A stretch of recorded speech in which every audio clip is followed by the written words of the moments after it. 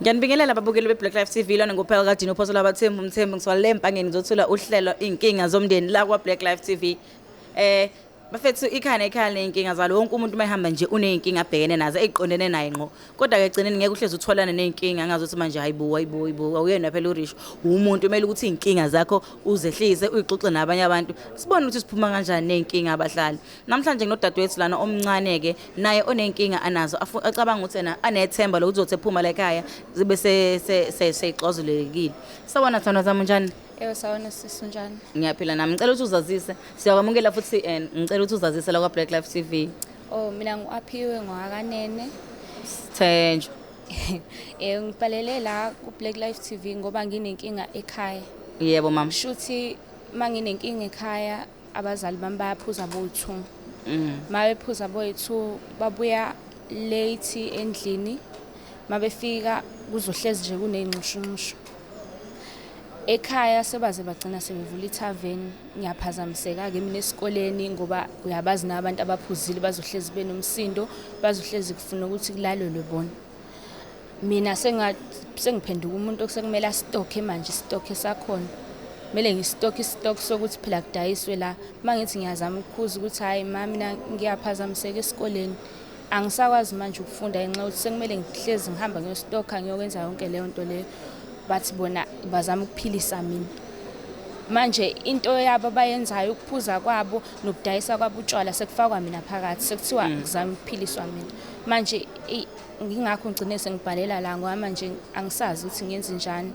Bengithi mhlambe ngingazama ukuthi ningisize ningikhulumele nabo. Angazi mhlambe bengazama ukushintsha indlela abenza ngayo ngoba iyangi-affecta kakhulu mina nasesikoleni kwakuphila nje kwami iyangi-affecta. Mntama laze labhlungu udaba lwakho. Wakwakhuluma nomama mhlawumbe wakwakhuluma mhlawumbe noma mncane noma nomuntu oseceleni uthi akukhulumele naye umama ukuthi umama lento yenzakala iyakuphazamisa emsebenzini wesikole. Ngake ngakhuluma nabantu basekhaya okumndeni okuyikho ukuthi ngoba umndeni awusazwani nabo. Awusazwani noma ngoba uma uyaphuza and umuntu othi mina angifuni ukuzwa umuntu akalaleli umuntu. Akalaleli umuntu. Yebo. Ufunda bani manje? Mina ngenza umatric njengamanje. Ngenza umatric njengamanje. Yebo. Eish. Manje bayaphuza kakhulu manje bayalwa bawungichazele mhlawumbe into abazenza nje mase bephuzile benza Mase bephuzile omunye ufuna ngenzo kwakhe omunye bayashayana futhi. Oh Nkosi. Bayashayana kakhulu uma ukuthi ngithi ngiyazama ukuthi ngithi ngiyakhuza kwamina ngiyathatha ngitshingele. Yebo. Nabendlandla nopapa ekhanda nangu umntwana lana unenkinga enkulu ekhaya umama nobaba sebevule ijoint ekuvuleni kwabo ijoint ke kuhlukumezeka yena ngoba egcineni kumele enze umsebenzi ofana nokuthi ahambe stock efuna zona iziphuzo lezi kumele ukuthi ena adayise ukutshwala kumele ukuthi Hambe ngiyobstocka futhi. Ahambe stock eze zonke lezi zinto ezinjalo egcineni bayaphuza nabo mase bephuze ngokweqile bagcine sebelwa ekulweni kwabo nayo uya-affecteka ngoba ugcine seshayeka mase mhlawumbe ungena phakathi kwabo. Kuningi kohlela umntwana kuningi okwenzeka komntwana. Inzima ke bafethu lena ngoba kune violence phakathi and futhi umntwana uyaphazamiseka ngoba bayaphuza yabo. Into engizozama ukuthi siyenze bafethu lana ngizozama ukuthi ena sihambe sekumama Engingajabula kakhulu. Umama uphi nendawo khona la eThekwini?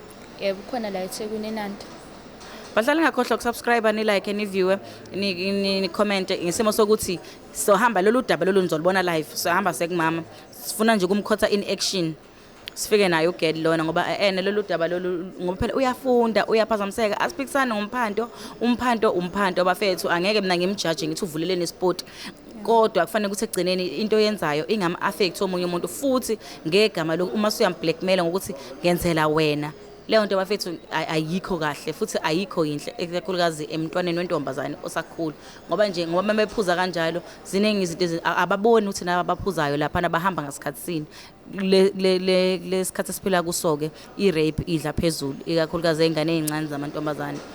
Mami into engizocabanga ngiyazama ukuthi sizama usithole imvume kumphathi sihambe sekhaya sibuye no part 2 mhlawumbe sibuye nomama naye engabe sobuya naye engabe ekhaya siba khona bazivumela ukuthi sishuthe na achaze naye ukuthi kwenzakalani mhlawumbe agcine sefike kule nto lena mhlawumbe uzoyeka kanjani habit yakhe ukuthi aphuze agcine selimaza wena noma sekulimala omunye umuntu oseceleni. Ngingajabula kakhulu mhlampe ninenganizwa ngoba baningi bazamile ukuthi bekhulume naye uma kwamina ngizamile even family yakhe ingakho seyazi akhetha ukuthi iphume kuyena. Phephisa kakhulu mngani wami. Phephisa kakhulu. Ufunde nje ufunde futhi uphase make sure ukuthi nawe uyaphasa. Umjabulise nje umama, ujabulise nje nabantu, uyijabulise kwawena nje ukhule ugrowe kwena as umuntu wesifazane futhi ukhulu uyimele. Hayi ngizozama umjabulisa noma engasiboni nje isidingo sami empilweni yakhe ngoba ayikho into angiseka kuyona, yonke into ngiyazenzela. Uzenzela kanjani ngoba usebenza? Ngiyazenzela konke kangangokuthi uma ngifuna imali noma ngidinga into kumele ngidayise sona lesi stock lesi. Ngithole yona le mali ingakho manje sigcine izinto eziningi enze ngathi wenzela mina. Ingakho lokudayisa kwakhe egcine sefaka nami phakathi. Okay, siyaxolisa ukuzwa ukuthi udlule kukho konke lokho mama iyezwa yini? Ube right yezwa sithanda ufunde mama. Uyimisele. Hayi ngizokwenza ngikhuphe semandleni. Bafethu siyabonga ukuthi nibukele uhlelo la namhlanje siyathemba ukuthi sizobuya nophathonizo lolu daba lenjengoba lunjalo. Toodles.